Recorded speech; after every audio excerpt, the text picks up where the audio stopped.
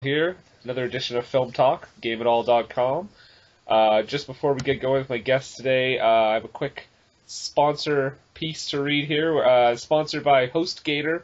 HostGator is a leading provider of shared, resold VPS and dedicated hosting solutions. Their award-winning support is available 24/7, 365 days a year via phone, email, and live chat. You can discover why over 9 million websites trust HostGator and sign up for a new hosting package. Use the coupon code GameItAll and receive 25% off your first hosting plan.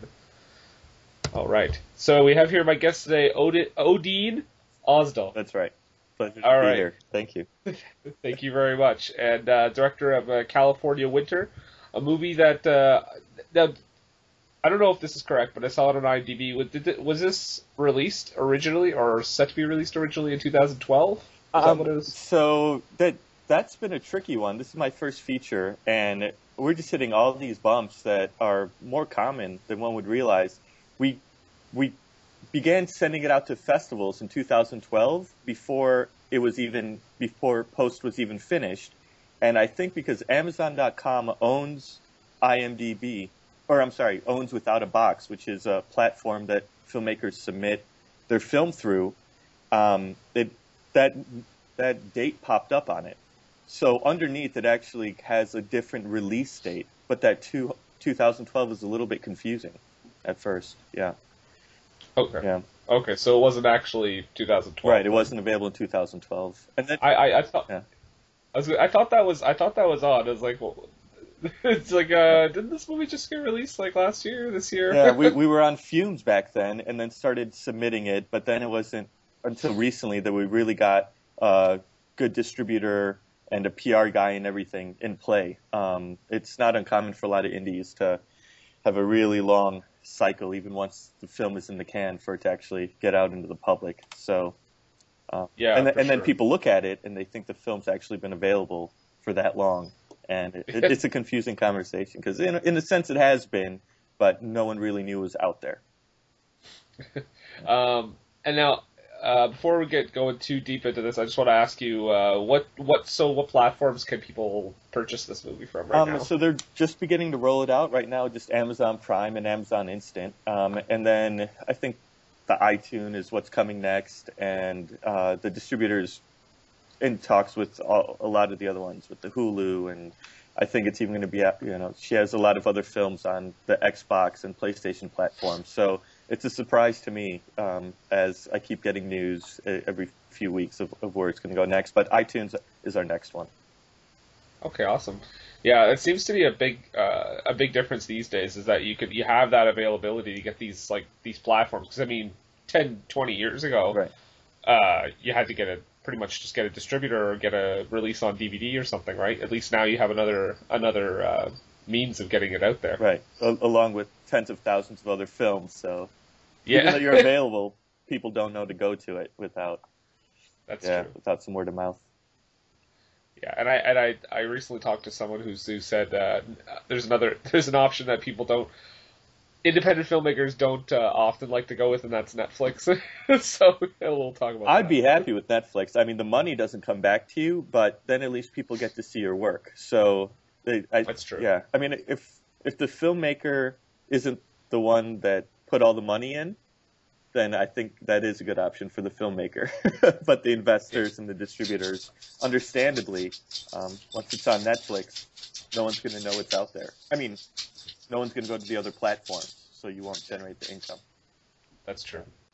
Going back to the beginning then, just starting out, how did you first kind of get interested in filmmaking? I came at it as a writer, studied English in undergrad and always reading fiction, and figured I'd be a fiction writer.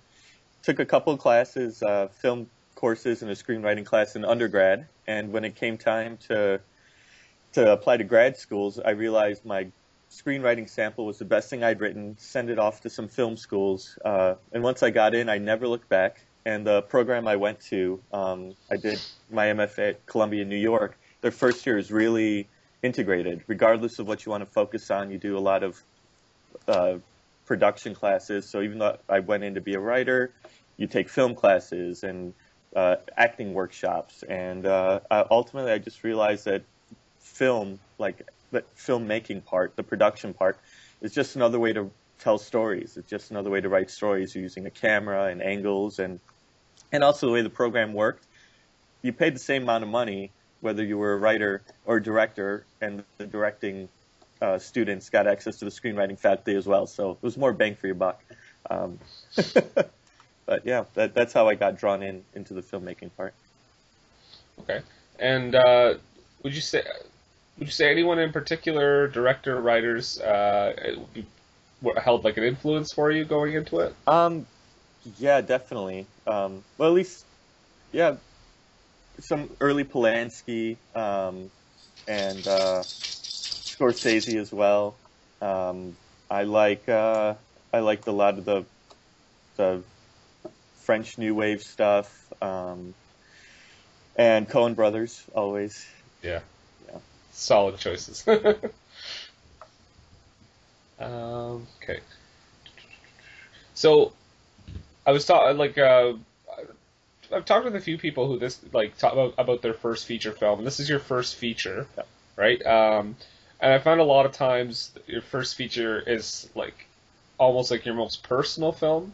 Would you say that was the case with this one, like for a very personal film?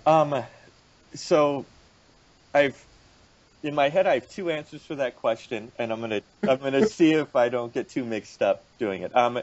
It's actually, it was personal for me in a surprising way. Nothing to do with the crisis, even though that's what was very personal to other people. They would come up after screenings, some people in tears, just relating to me their personal stories of the crisis.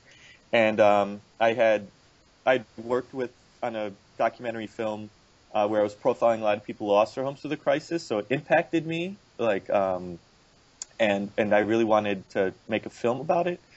But for me, I didn't even realize that it was a personal film until we were into post-production, and the lead actress of the film, Elizabeth Dominguez, who just did a wonderful job, and she's also someone I'd worked with on a previous short together, and we were just having a couple drinks and chatting, and she related the core dynamic in the film, the father-daughter story, to my own life with my father, and it paralleled like through the whole thing so well, and I wasn't even conscious of it when I was writing the film, and it just kind of goes to show that the writer's personal life will somehow just get onto the page when you don't even realize it.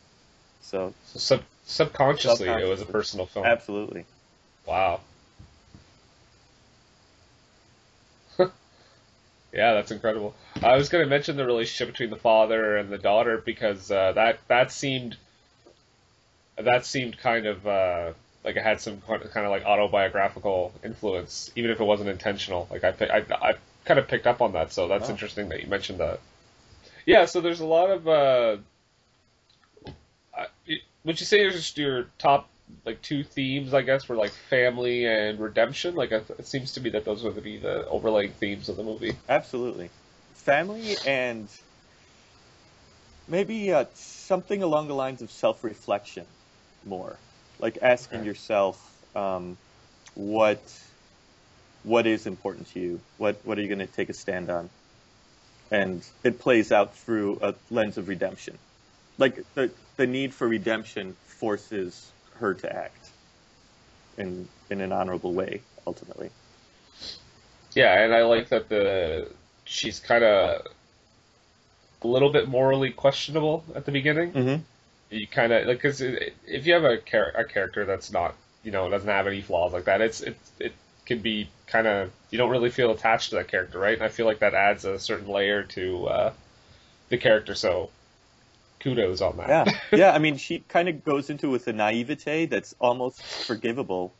But even halfway through the film, she tries to make a little play on at work at the real estate agency, which shows that there's something kind of attractive of going for the easier money that she has a slight problem with, and that's at the core of her problem with the relationship with her father, who hits her back pretty hard with everything. She is still young, but yeah, you need to have something that the character is wrestling with, and it seemed pretty appropriate for being of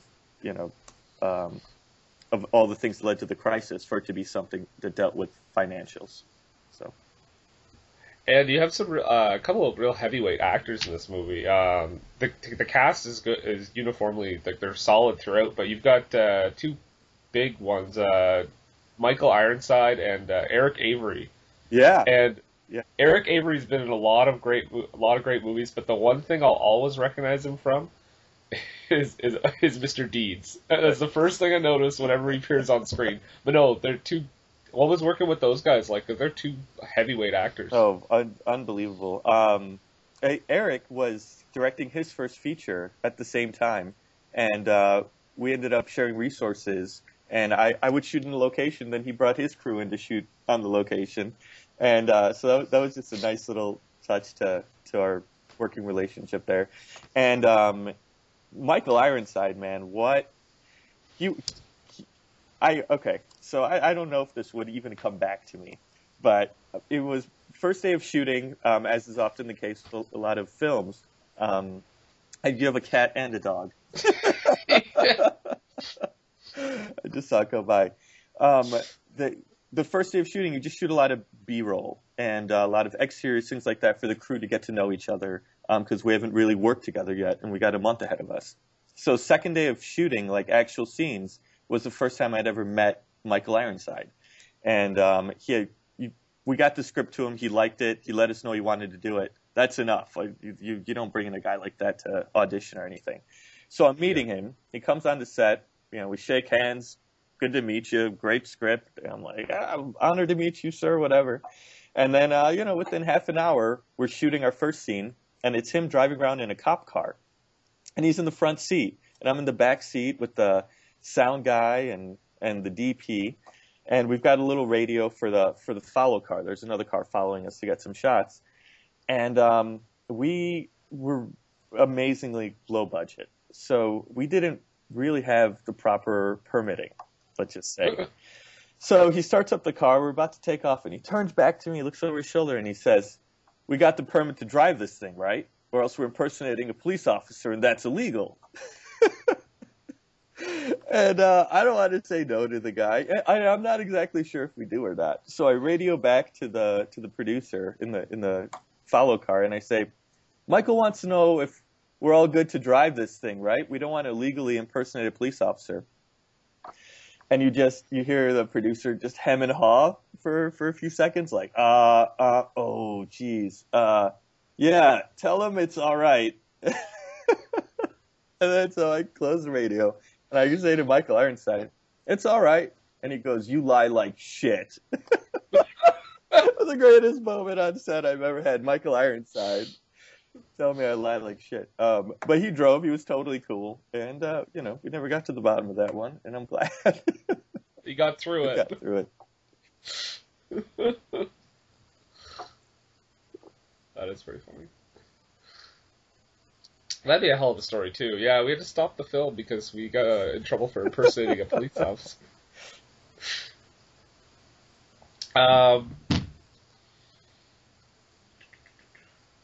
Oh, yeah, no, sorry. Another person in the movie I wanted to mention, too, because now she's got a big, huge show of her own. Rutina.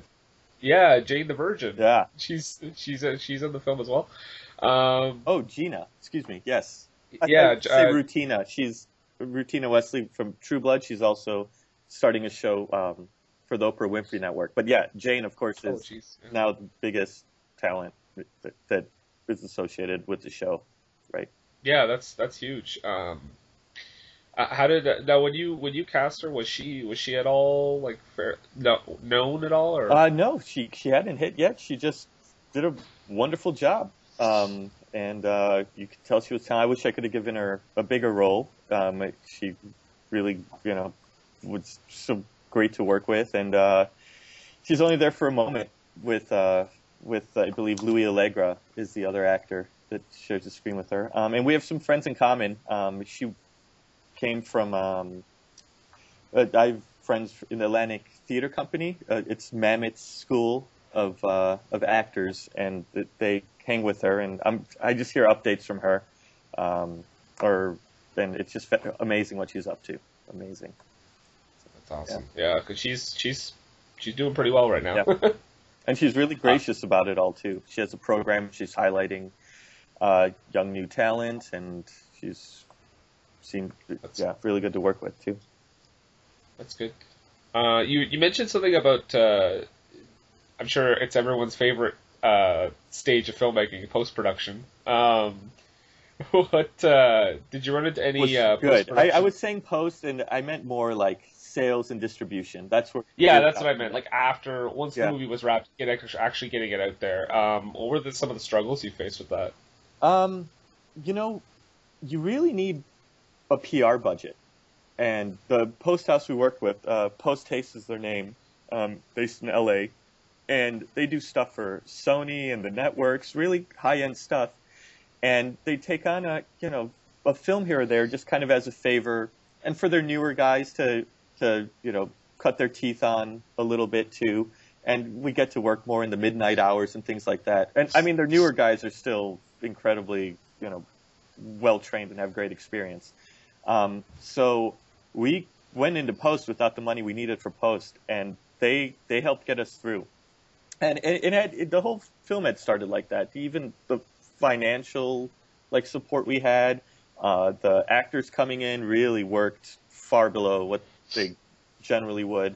It's been favors all along the way. So by the time we finished post and it was time to get the film out there, I didn't really, since it was my first feature, there's a lot of strategy that goes on the distribution side and the festival side that I learned only after I screwed up really along the way.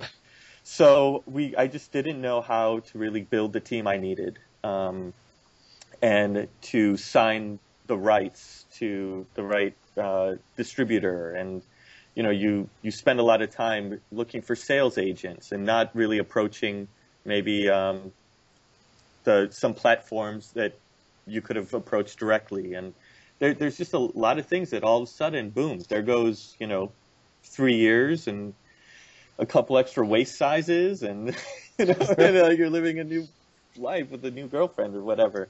And it's just really business mismanagement that you don't learn in film school. I went to film school a decade ago, and as great as a lot of the faculty is, they are, they had their careers in the 80s, and they're teaching you the distribution models of the 90s. And so you don't even realize, what you have to unlearn, very, like Yoda. I wish he was there smacking me and giving me better advice. But also for everything that could go wrong, so much went right. I had a lot of really good partners and support all the way through, including my producing partner, Amy Schoaf. It was her 26th film. It was my first. And she came in, especially during production. She brought so many resources to it, like the cassette you mentioned. I just wouldn't have had access if it wasn't for her bringing on great casting directors and reaching out to actors she had worked with before. Yeah, and that's impressive too for like a first feature to get actors like that. So, right. Now I want to mention too a little film that came out last year.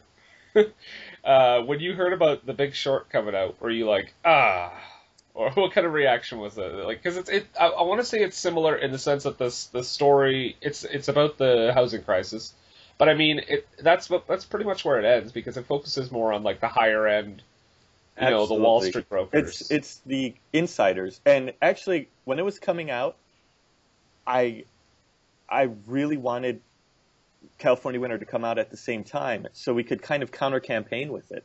Because, again, we don't really have the PR money. We're doing more of a grassroots thing right now. And which is incredibly rewarding because I'm having great conversations about the film continuously, but not as with as big an audience as I'd like to.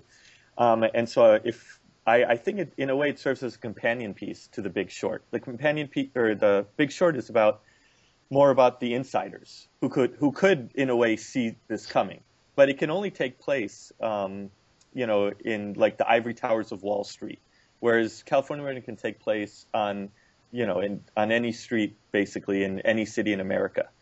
So it's really the story of, like, my film is the story of how over 99% of the people who were adversely affected by the crisis experienced it.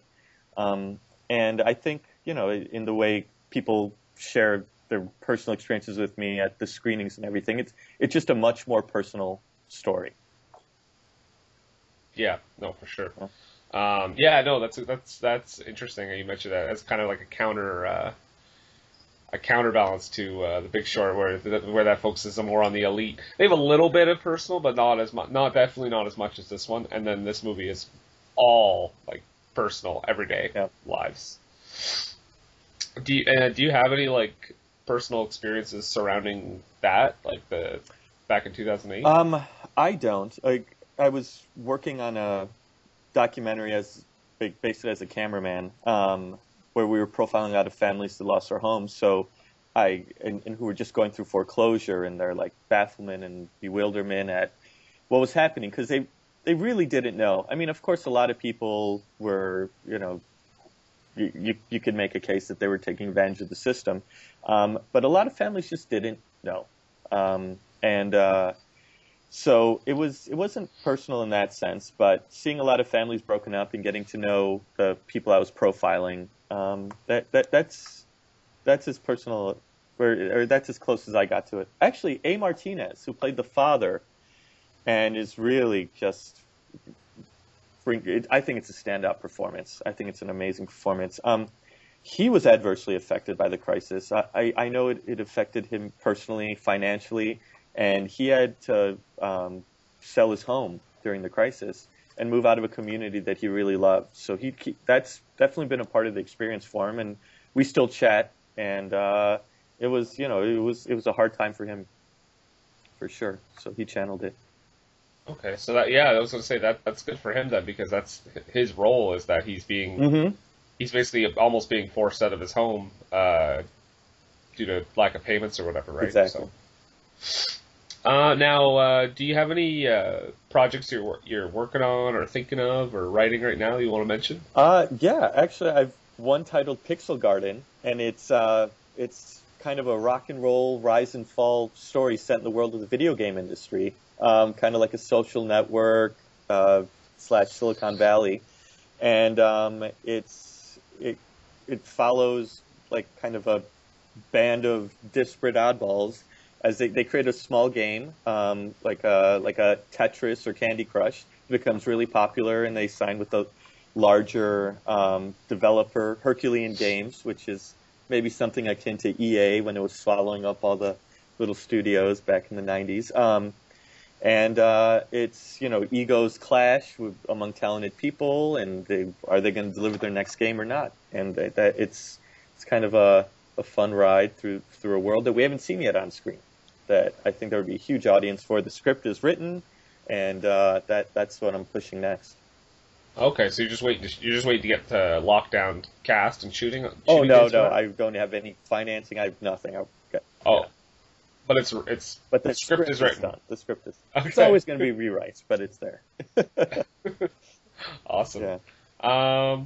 Yeah. All right. Well, hey, I want to thank you very much for joining me. So, California Winter is available again on, you said, Amazon Prime and Instant, right? Okay, perfect. Amazon Prime and Instant, California Winter. It's an examination of the housing crisis back in 2008 from a personal standpoint, kind of a counteract to The Big Short. So if you like The Big Short and seeing that side of it, California Winter is kind of the more personal side, and you can check that out. I'll post underneath as well. But yeah, no, thank you very much for joining me, and yeah, thanks. Thank you. It was a pleasure.